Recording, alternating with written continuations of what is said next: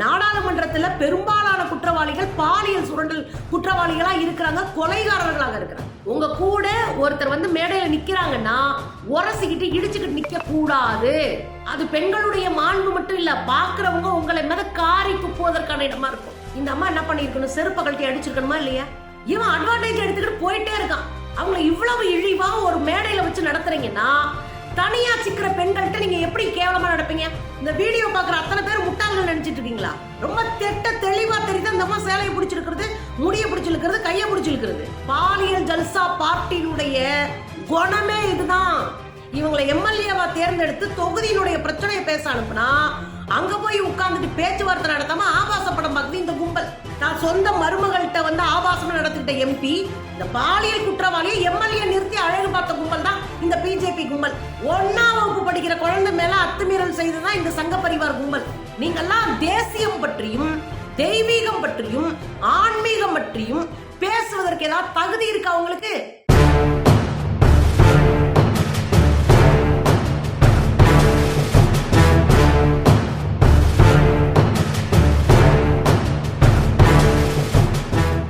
வணக்கம் தோழர்களே.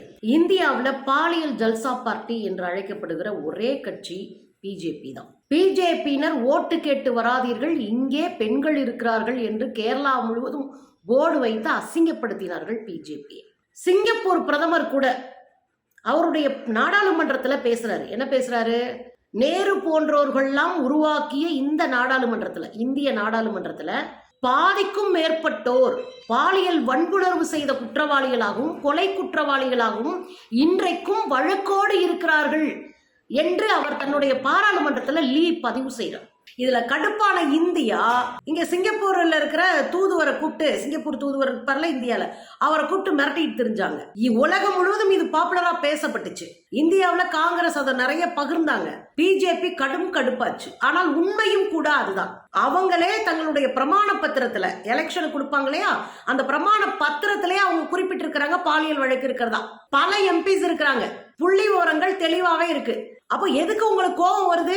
நாடாளுமன்றத்துல பெரும்பாலான குற்றவாளிகள் பாலியல் சுரண்டல் குற்றவாளிகளா இருக்கிறாங்க, கொலைகாரர்களாக இருக்கிறாங்க. வெக்கமே இல்லாம இந்த குரூப் இன்னும் திருந்தாம தொடர்ந்து பாலியல் அத்துமீறல்களை செஞ்சுக்கிட்டே இருக்கு.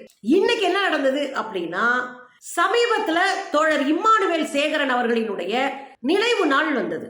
அந்த புகழஞ்சலி செலுத்துவதற்காக அனைத்து கட்சியும் போனாங்க. அப்ப பிஜேபியும் போய் தான் பங்குக்கு நின்னுச்சு. அங்க போய் நிக்கிற போதுதான் இந்த கேவலமான செயல் நடந்திருக்கிறது. என்ன பண்ணாங்க? சசிகலா புஷ்பா, உங்களுக்கு நல்லா தெரியும், அதிமுகவினுடைய எம்பியா இருந்தவர். ஜெயலலிதா இருந்த காலத்துல அதிமுகவினுடைய எம்பியா இருந்தவர். இந்த சசிகலா புஷ்பா அவர்கள் இப்போது பிஜேபியில இணைஞ்சிருக்கிறாங்க. பிஜேபியினுடைய தேசிய குழு உறுப்பினர், அகில இந்திய அளவுல அந்த ஒரு கமிட்டி இருக்குல்ல, அதனுடைய உறுப்பினர். அவர் மேடையில அஞ்சலி செலுத்துவதற்காக வந்து நிக்கிறாரு. பின்னாடியே பொதுச் செயலாளர், தமிழ்நாட்டினுடைய பொதுச் செயலாளர்கள் ஒருத்தர், அவர் பேரு பொன்பால கணபதி. இந்த பொன்பால கணபதி என்ன பண்றாரு அப்படின்னா, நிறைய கூட்டம் நெருக்கிக்கிட்டு இடிச்சு நிக்கிறாங்க. முதல்ல அரசியல் கட்சிகள் குறைந்தபட்ச நாகரிகத்தை பழகணும். உங்க கூட ஒருத்தர் வந்து மேடையில நிக்கிறாங்கன்னா உரசிக்கிட்டு இடிச்சுக்கிட்டு நிக்க கூடாது. அது பெண்களுடைய மாண்பு மட்டும் இல்ல, பாக்குறவங்க உங்களை மேல காரி துப்புவதற்கான இடமா இருக்கும். அதனால பொது வாழ்க்கைக்கு வர்ற பெண்களை இழிவு செய்யறதா இருக்கும். அதனால இடம் விட்டு தள்ளி போய் நீங்க நிக்கணும். பொதுவாகவே இந்த இழி செயலை செய்யக்கூடாதுன்னு நம்ம எதிர்பார்க்கிறோம். ஆனா இங்க என்ன நடந்திருக்கு? கூட்டம் அப்படியே நெரிச்சுக்கிட்டு ஒருத்தர் அடிச்சுக்கிட்டு இடிச்சுக்கிட்டு புடிச்சுக்கிட்டு நிக்கிறாங்க. திடீர்னு பார்த்தா சசிகலா புஷ்பா மூஞ்சி சுளிக்கிறாங்க. என்னன்னு பார்த்தா பின்னாடி இருந்து ஒரு கை அவருடைய முடிய பிடிச்சி இழுக்குது, அவருடைய சடைய பிடிச்சி இழுக்குது. அவங்க மூஞ்சியை சுரிச்சுக்கிட்டு தட்டி விடுறாங்க. கொஞ்ச நேரத்துல பார்த்தா இந்த பாலகணபதி என்ன பண்றாரு, அவங்க கையை அவங்க சேலை அப்படி வந்து விழுகுது. அவங்க சேலையை எடுக்க ட்ரை பண்றாங்க. அந்த சேலையை எடுக்கும் போது சேலையை பிடிச்சுக்கிறாரு. அடுத்து அவருடைய கையை பிடிக்கிறாரு. அந்த மாதிரி 2-3 முறை தட்டி விடுறாங்க. திரும்ப அந்த அம்மா கையை பிடிக்க முயற்சி பண்றாரு. எதையோ ஒன்னு சொல்ற மாதிரி அந்த அம்மா தோல்ல கையை இப்படி போடுறாரு. திரும்ப கையை எடுக்கிறாரு. அப்புறம் மலர் வளைய வைக்கிற மலர் வளையத்தை பிடிக்கிற மாதிரி அந்த அம்மா உரசிட்டு நிக்கிறாரு. இதெல்லாம் பாருங்க.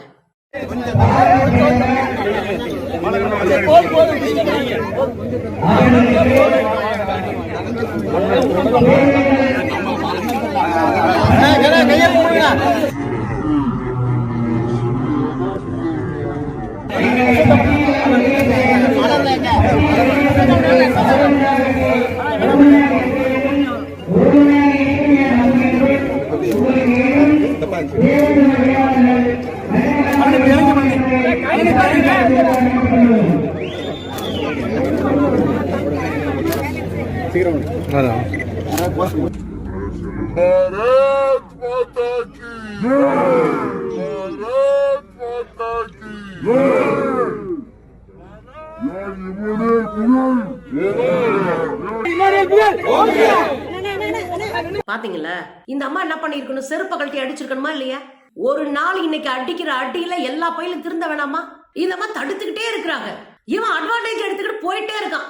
நான் என்ன கேக்குறேன்னா, உங்க கட்சியினுடைய தேசிய பொதுக்குழுல இருக்கிறவங்க, அகில இந்திய அளவுல இருக்கிற தேசிய பொதுக்குழுல இருக்கிறவங்க, முன்னாள் எம்பி, அவங்க இவ்வளவு இழிவா ஒரு மேடையில வச்சு நடத்துறீங்கன்னா, தனியா சிக்கிற பெண்கள்கிட்ட நீங்க எப்படி கேவலமா நடப்பீங்க?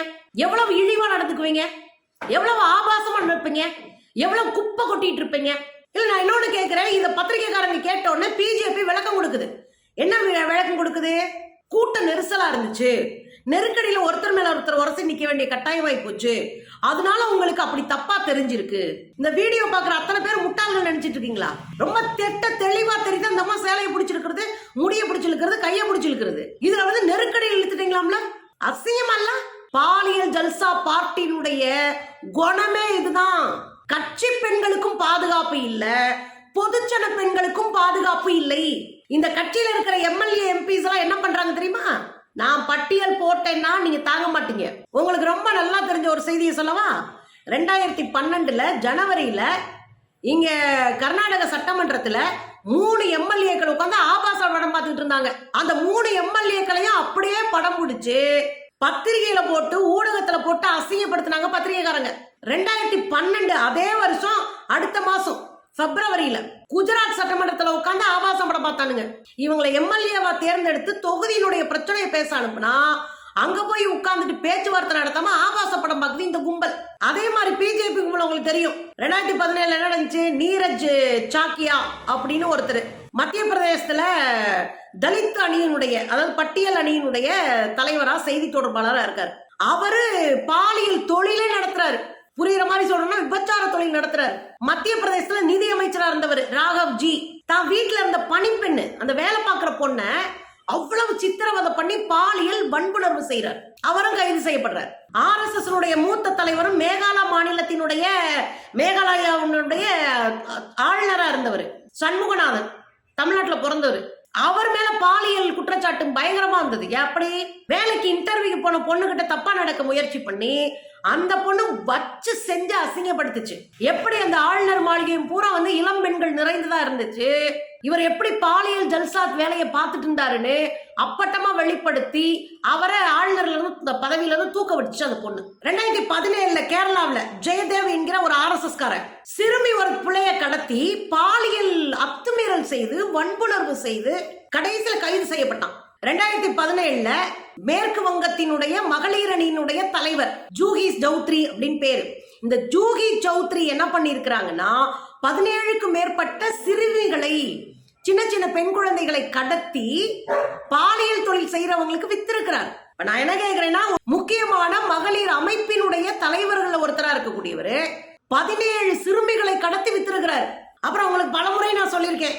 2017 குல்தீப் சிங் உத்தரப்பிரதேசத்துல எம்எல்ஏ 16 வயது சிறுமியை பாலியல் வல்லுறவு செஞ்சு அவங்க அதுக்காக போராட்டம் செஞ்ச காரணத்துக்காக அவங்க அப்பாவை பிடிச்சி ஜெயில போட்டு அங்க மர்மமான முறையில் அப்பா செத்து போறாரு.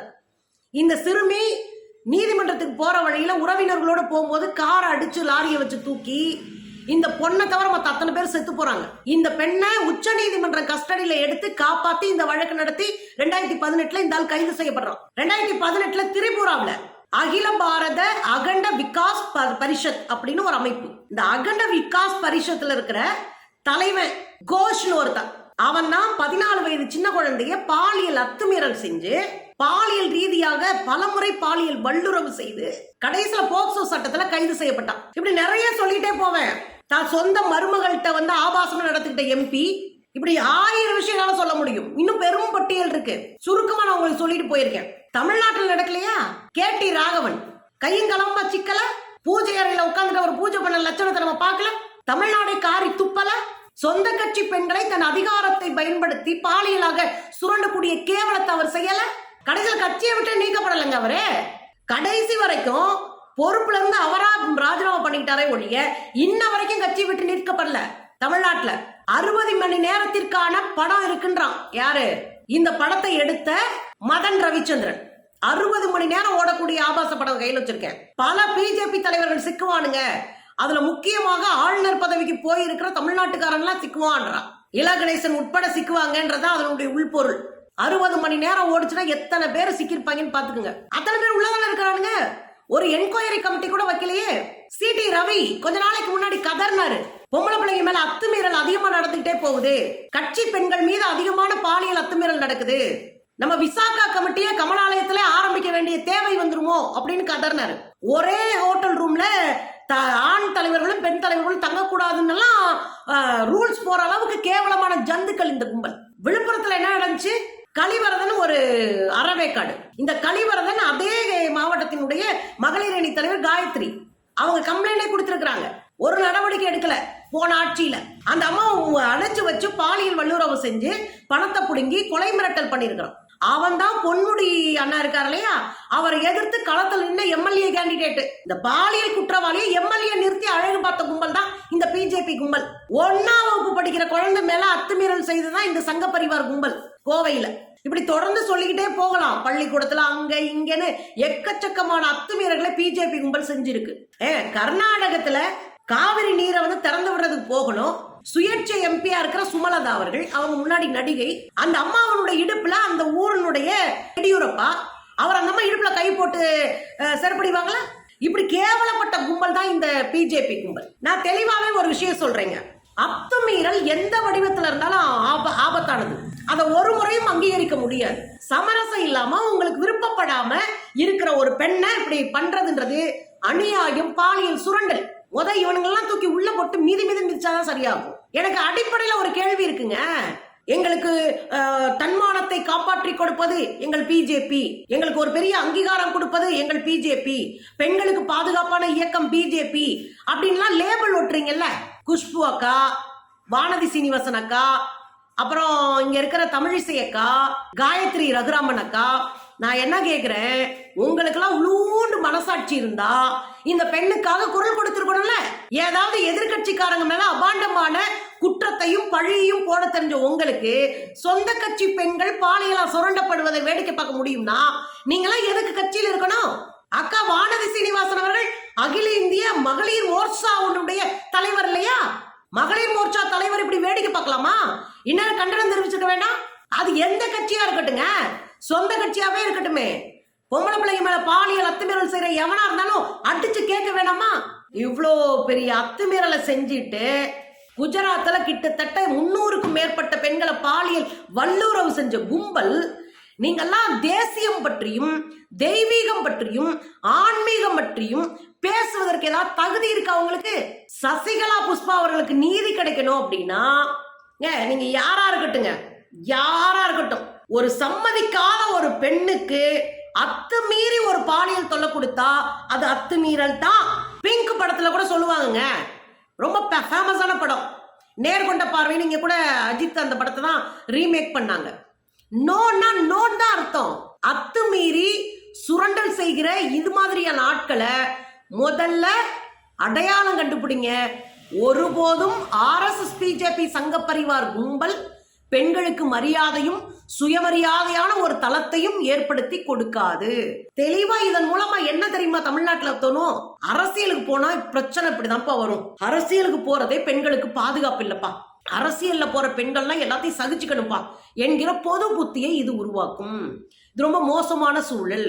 ஏன்னா அரசியல் நிக்கிற நாம ஒவ்வொருத்தரும் போராடி வென்று இந்த இடத்துல நிக்கிறோம். அதிகாரத்திற்கு எதிராக குரலை கம்பீரமா கொடுத்துட்டு இருக்கோம். இது மாதிரியான பாலியல் கும்பலினுடைய இந்த அட்டகாசத்தால ஒட்டுமொத்த அரசியல் வாழ்க்கைக்கு வர துடிக்கிற பெண்களுக்கும் ஒரு பெரிய தடை விழும். ஐயா வேணாமா, அரசியலே ஒரு சாக்கடை, பொம்பளை பிள்ளைகளுக்கு பாதுகாப்பு இல்லை அப்படின்னு மொத்தமா முடிச்சு விட்டு போயிடுவாங்க. பெண்கள் பொது வாழ்க்கைக்கும் அரசியலுக்கும் வராத வரைக்கும், சட்டத்தை உருவாக்குகிற இடத்திற்கு பெண்கள் வராத வரைக்கும் எந்த கேள்வி நம்ம கேட்க முடியாது, நமக்கு நியாயமே கிடைக்காது. பொது சமூகத்தில் ஒரு வலுவான ஒரு நிலையை நம்ம உருவாக்கணும்னா அரசியல்ல அதிகமான எண்ணிக்கையில பெண்கள் பங்கெடுக்கணும். அதை தடுக்கிற வேலையாகவும் இது இருக்கும். அதனால நான் கூடுதலா கண்டிக்கிறேன். ஸோ பிஜேபி உடனே வாயை மூடிட்டு 4 நாளைக்கு கமுக்கமா இருக்காம மரியாதையா பதில் சொல்லுங்க.